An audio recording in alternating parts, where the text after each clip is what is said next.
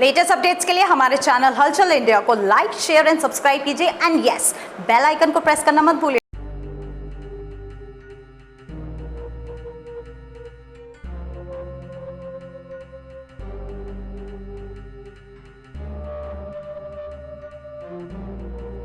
बंद करो।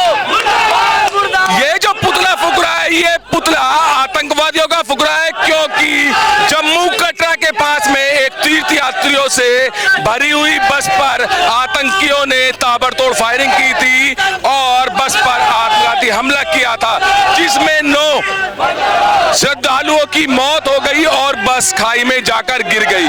कई लोग घायल हुए हैं और इसी के चलते यहाँ हापुड़ में आज विरोध प्रदर्शन किया जा रहा है। और विरोध प्रदर्शन बड़ा है क्योंकि विश्व हिंदू परिषद बजरंग दल के यहाँ पर सैकड़ों कार्यकर्ता आज आतंकवादियों का पुतला फूंककर यहाँ पर विरोध प्रदर्शन कर रहे हैं और पाकिस्तान मुर्दाबाद के नारे लगा रहे हैं। अभी लोकसभा चुनाव का रिजल्ट ही आया था और आतंकवादी हमला हो गया, तो क्या माना जाए इसको?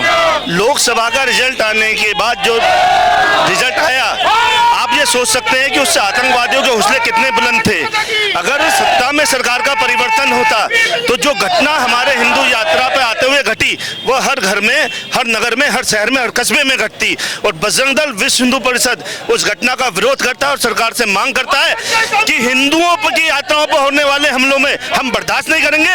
बजरंग दल बर्दाश्त नहीं करेगा, इसके लिए हमें सड़कों पर उतरना पड़ेगा। हम सड़कों पर उतरेंगे। क्या लग रहा है कि एक सबूत है जहां पर भाजपा के कदम डगमगाए, वहीं पर आतंकवादी गतिविधियां शुरू होने चालू होगी? सबूत नहीं है। ये जो 70 साल की पिछली सत्ता रही, ये उनकी पोल खोलता है कि उनके आने भर की आहट से देश में आतंकवाद ने फिर से मुंह उठाना शुरू कर दिया और उस नाक का फन कुचलने को बजरंग दल तैयार है। और इस जवाब में बजरंग दल की बूढ़नाथ की अमरनाथ की यात्रा हम निकालेंगे, बैनर पे निकालेंगे और दमखम से निकालेंगे। 24 घंटे में ही एक तो ये कृत्य हो जाता है जहां पर तीर्थ यात्रियों पर हमला किया जाता है, फायरिंग की जाती है, तो वहीं पर कुछ ही समय बाद मणिपुर के सीएम के काफिले पर भी उग्रवादी हमला हो जाता है। तो ये क्या दर्शाता है?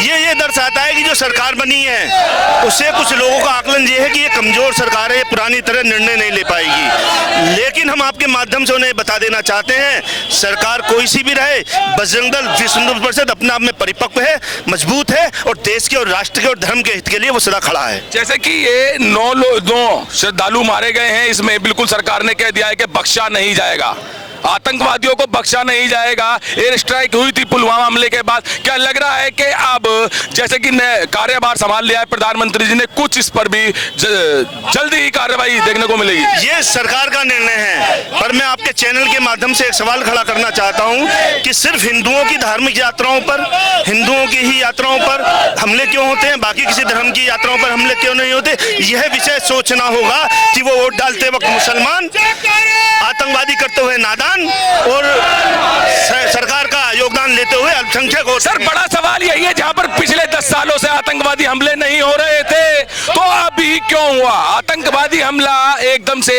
लोकसभा चुनाव के परिणाम के बाद ही क्यों हुआ? जो पुरानी सरकारें उन्हें पोषित करती थी, उनके आने की हाट पे ये हुआ। ये तो सब जाहिर है, सबको मालूम है कि एक राष्ट्रवादी सरकार को उन्हें उम्मीद हट जाएगी और जो पुरानी सोच उन्हें वो देती थी, उस कारण वो हमले हुए।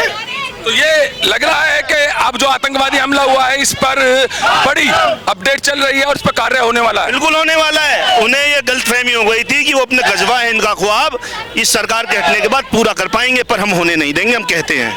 तो यहाँ पर बड़ी बात है, जहां पर लोकसभा चुनाव के परिणाम आ रहे थे, तो वहीं पर ही आतंकवादी हमला हुआ है। और दिखाइए जगबीर, यहाँ पर आतंकवादियों का यहाँ पर पुतले में आग लगाई गई है और तहसीलदार को यहाँ पर ज्ञापन दिया गया है और ये आतंकवादी गतिविधियां बिल्कुल बर्दाश्त नहीं की जाएगी, बजरंग दल के पदाधिकारियों ने कह दिया है।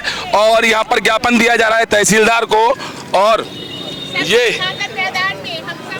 काफी भारी संख्या में यहाँ पर बजरंग दल के पदाधिकारी और कार्यकर्ता पहुंचे हैं और ये मैसेज दिया है कि आतंकवादी गतिविधियां यहाँ पर बर्दाश्त नहीं की जाएगी और आतंकवादियों का यहाँ पर पुतला भी फूंका गया है। कैमरामैन जगबीर के साथ सुशील शर्मा, हलचल इंडिया।